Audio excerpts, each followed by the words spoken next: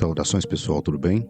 Hoje eu trouxe um caso que, eventualmente pesquisando, a gente acaba se deparando com situações onde policiais, oficiais da lei se deparam com um fenômeno ufológico e fazem um registro. Um registro bem assertivo, seguro do que foi avistado. Isso gera pra gente relatos muito legais. Então eu fiz um levantamento aqui, uma pegada de vários casos ali na fase inicial da ufologia, né? Tanto iniciando ali na década de 50 até meados dos anos 80, de vários casos envolvendo policiais e oficiais da ativa, né? Trazendo levantamento, né? Trazendo o relato desse caso ufológico, onde as testemunhas, né, nesse caso, né, são ditas como testemunhas amplamente qualificadas, né, que ela tem um alto grau de credibilidade, né, e uma baixa margem de erro. Então é interessante, né, porque os oficiais, né, tanto bombeiros quanto policiais, eles têm, e pilotos também, eles são exaustivamente instruídos ali em técnicas de observação precisa, estimativa de distância, velocidade, e sabem fazer avaliações em momentos ali, né, sob estresse, né, em situações de estresse. E geralmente esses relatos eles vêm acompanhados de telemetria das viaturas, registro de radar, gravação de rádio, né, passando no rádio para a central para informar o que está acontecendo ali em tempo real, análises periciais de danos de equipamentos públicos, né, tanto das viaturas quanto em caso de pouso, se tem alguma marca ou uma queimadura no chão, eles fazem esse levantamento também. E eles têm essa cultura, né, de relatório, né, é uma coisa que é do dia a dia deles, né, registrar o que eles veem, as situações anormais que eles passam, a redigir boletins detalhados, frios, objetivos, né, eliminando ali floreios emocionais, né, focando em dados factuais. Então, diversos órgãos do estado norte-americano, nesse caso, incluindo investigadores do Blue Book ali, da Força Aérea dos Estados Unidos, né, na época a USAF, utilizaram depoimentos policiais como pilares para tentar decifrar alguns casos de interferência eletromagnética, por exemplo, perseguições em alta velocidade e pousos com vestígios físicos também. Então eu vou começar uma série de casos aqui, vou começar aqui os casos que tiveram mais amplitude nacional e internacional também, né? E nessa parte ela compreende incidentes ufológicos de grande repercussão, amplamente documentados e estudados por diversas agências governamentais, forças armadas e, eventualmente, comitês de pesquisa científica também.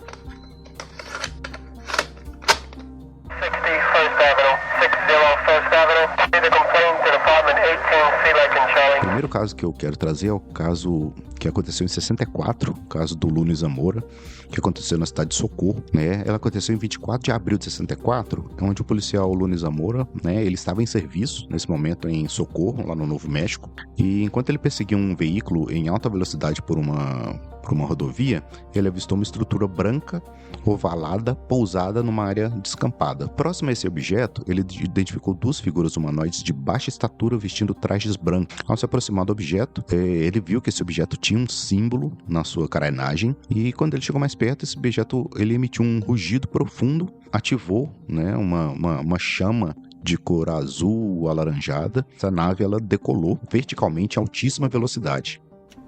Esse caso ele foi, como eu disse, investigado pelo projeto Blue Book, né? Projeto Livro Azul, pelo FBI e pelo astrofísico Hynek, né? O Hynek ele participou do Blue Book, né? Mas também investigou esse caso paralelamente. Caso foram encontradas marcas físicas de pouso, né? Houveram 4 depressões no solo dispostas em padrão simétrico ali, vegetação queimada, chamuscada no local exato onde é que essa chama acendeu. E esse caso, ele permanece um dos casos como não explicados mais robustos da ufologia norte-americana, né? Apesar de tantos levantamentos, tantos dados físicos que foram captados tanto pelos militares quanto pelo Blue Book na época. Recentemente, um professor de uma faculdade na região do Novo México veio a público falando que esse caso foi fruto de uma brincadeira de alguns alunos de uma universidade próxima, que eles utilizaram balões e etc. E eles tinham roubado roupa da faculdade para usar essas roupas brancas, para dar uma, como se fosse uma trollada, digamos assim, uma brincadeira com o Zamora, porque eles não gostavam dele, que ele era um policial muito rígido. Só que não faz sentido. Muito do que foi relatado nesse caso, né, principalmente a questão do tamanho do objeto, a velocidade que ele disparou, né, e que os seres, né, que estavam com a roupa branca, eles entraram nesse objeto e ele entrou em disparada para o céu, né. E esse professor, ele veio com uma história recente que os alunos estavam com uma picape e com a picape estava puxando esse objeto e tal. Então, sendo que, né, uma picape no meio de uma área desértica ali, toda empoeirada, ia levantar muita poeira, ruído, né? E era visível também. Você via uma caminhonete puxando um objeto desse tamanho. Então, esse é um daqueles casos onde a explicação para tentar desqualificar ou debancar o caso é muito pior do que a realidade estranha do caso em si.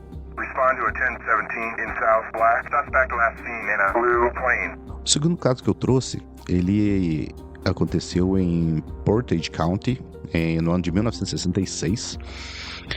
No dia 17 de abril de 66, onde os oficiais Dale Sporer, Wilbur Neff e vários outros policiais de diferentes jurisdições, tanto de Portage County até, que aí fica em Ohio, né, até a Pensilvânia, responderam um chamado de rotina, onde eles depararam-se com um objeto em forma de disco, de brilho metálico e uma intensidade luminosa sensacional, que emitia um feixe de luz em direção ao solo. Então era um formato discoide, né, brilhante, e tinha um feixe de luz voltado para baixo. Teve início uma perseguição em alta velocidade que se estendeu por aproximadamente 138 quilômetros, cruzando fronteiras de diversos estados. Em relação às evidências, né, e investigação desse caso, o objeto ele alterava a sua velocidade de forma síncrona com as viaturas. Então, se a viatura acelerava, ela acelerava mais. Quando a viatura reduzia, ela controlava a velocidade. Então, era um objeto inteligente, né, interagindo com as viaturas. O caso envolveu, como eu disse, múltiplas delegacias e foi registrado nos canais oficiais de rádio. O Blue Book tentou classificar o avistamento como satélite ou planeta Vênus, olha só, explicando amplamente. Essa explicação, né, foi rapidamente rejeitada pelas testemunhas devido às manobras dinâmicas que foram observadas ali em baixa altitude.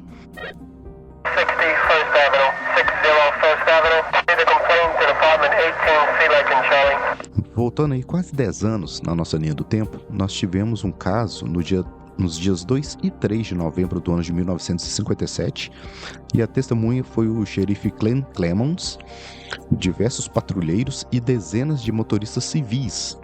Esse caso ele aconteceu no Texas, né, em Cleveland, onde uma série de avistamentos sequenciais descreveu um grande objeto luminoso em formato de ovo ou charuto cruzando as rodovias da região em baixa altitude. Esse caso ele virou um marco devido aos severos efeitos de interferência eletromagnética que foram registrados durante a passagem desse objeto. E sempre que o objeto se aproximava, os motores dos carros morriam instantaneamente e os faróis se apagavam. Assim que um OVNI se afastava, os sistemas voltavam a funcionar normalmente. O Blue Book ele atribuiu o caso a uma tempestade elétrica, ignorando o fato que não havia atividade meteorológica compatível na região naquela noite. E esse efeito eletromagnético ele lembra bem um caso que aconteceu nos anos 60 aqui, em Três Corações, né, do lado de Varginha, onde tem esse caso descrito no podcast aqui como o caso do Bichara, Antônio Bichara, onde o Bichara estava de plantão, né, ele era um oficial que estava na frente do batalhão de plantão nessa noite específica, e ele vê um objeto escuro voando devagar em direção à portaria que ele estava de plantão, e por onde esse objeto passava, logo abaixo dele, todas as luzes vinham se apagando e acendendo logo na sequência, depois que ele passava. Então, essa interferência eletromagnética, ela é impressionante, ela acontece em vários casos por aí.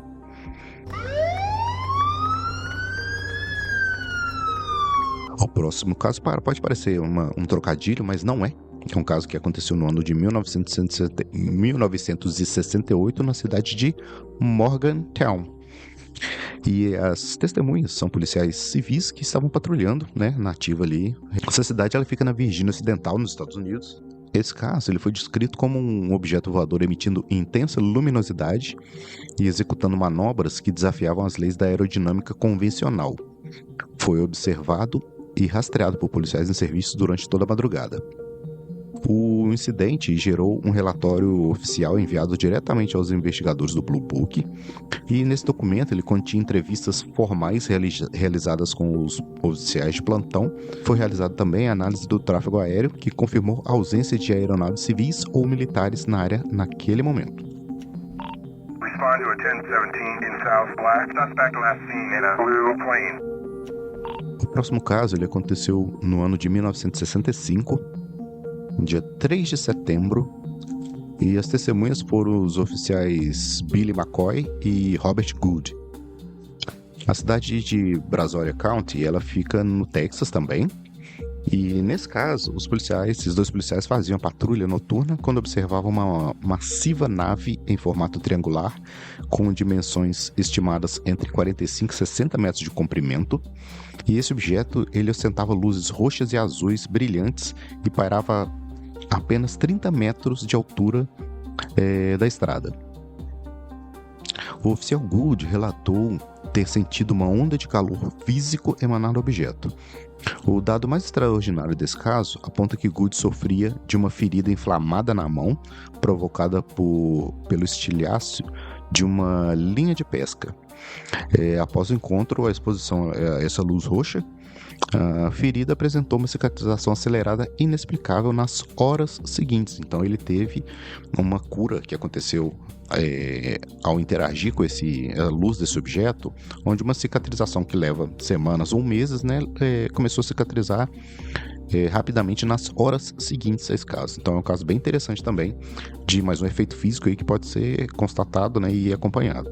Respond to a 1017 in South Black. Suspect last seen in a blue plane. Agora eu vou trazer uma sequência de casos que são casos com baixa circulação, digamos assim, em podcasts, em sites por aí de ufologia, que são, apesar de ter o mesmo padrão de ter sido relatado por oficiais, né, que são testemunhos confiáveis, né, eles receberam menor cobertura de imprensa e também de ufólogos, né, permanecendo assim meio que de lado, digamos assim, em relação a esses outros casos maiores.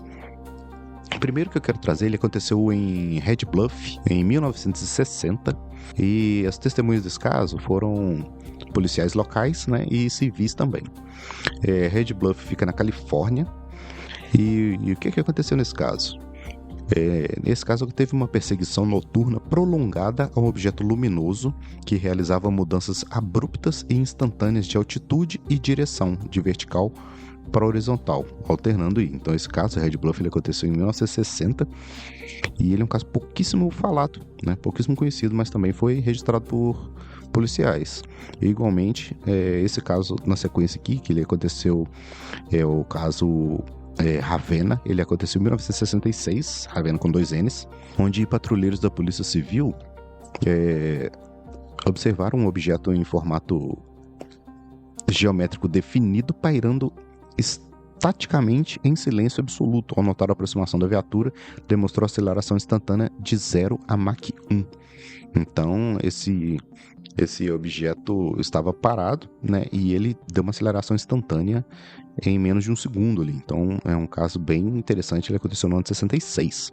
Um outro caso legal que aconteceu em Ashland, em 1973, onde policiais que estavam de patrulha no solo, né, Ashland fica em Nebraska, nos Estados Unidos, esses policiais que estavam ali em solo teve uma perseguição inversa, né, o objeto luminoso de origem desconhecida, naturalmente, seguiu ativamente a viatura policial por quilômetros, realizando manobras em ângulo reto antes de sumir no horizonte.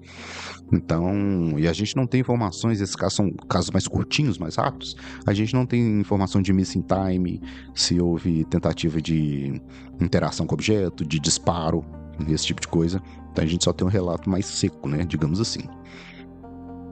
O último dessa listinha aqui que eu trouxe, de casos mais desconhecidos, é um caso que aconteceu no ano de 1978 no Canadá, em Newfoundland, e foi observado pelo contingente de policiais que tem na região, onde esse foi um avistamento em massa, né? Ele foi feito através de autoridades locais.